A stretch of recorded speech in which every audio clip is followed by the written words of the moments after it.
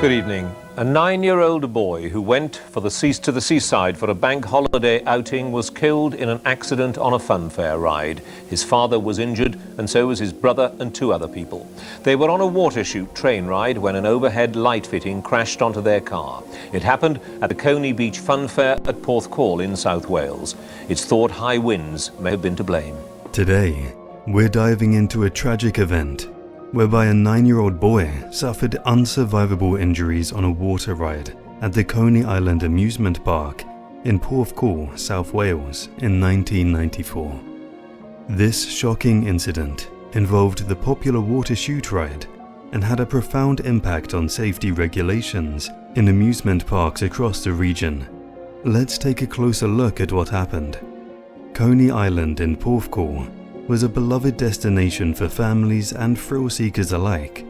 Among its array of attractions was the water chute ride, a popular and exciting ride where guests in buggies are pulled up 50 feet, then descend a steep ramp and splash into a pool of water below. On April 2nd, 1994, a group of visitors were enjoying a day at the park. Among them were 3 children who decided to take a ride on the water chute. The boat they were in ascended to the top of the chute, but what was supposed to be a fun and exhilarating descent turned into a tragedy. During the quickest part on the ride's huge drop, a metal light fitting suddenly dropped right into the path of the oncoming passengers. Raymond Verrill, who had been sitting in the front seat, recalled, "We spotted the steel hoop which had already collapsed, and it was directly in our path.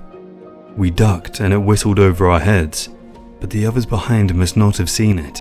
The metal hoop carried a string of lights that form part of the park's illuminations. It's thought it may have been caught by a gust of wind. Unfortunately for 9-year-old Timothy Morgan, who was sitting right at the back of the ride, failed to spot the metal fitting. He suffered severe head injuries and died at the scene. The impact also caused injuries to the 2 other children on board, with one being flown to the nearest hospital in Bridgend. The incident sent shockwaves throughout the community and raised serious questions about the safety of amusement park rides. An investigation was launched to determine the cause of the accident. It was found that a combination of mechanical failure and inadequate maintenance were to blame for the tragic derailment. The investigation has already begun and the weather is one factor being taken into account. There were high winds along the seafront in the hours before the tragedy. It was believed that recent high winds had weakened the structure, and it was just a matter of time before it failed.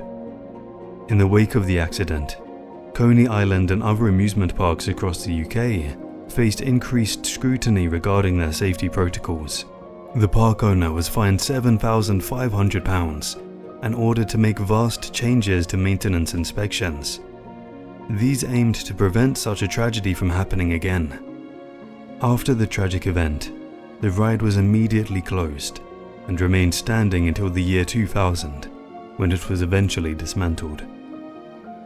While the 1994 Coney Island water chute accident remains a heartbreaking chapter in the history of amusement parks, it also served as a catalyst for improving safety standards, ultimately protecting future generations of thrill seekers.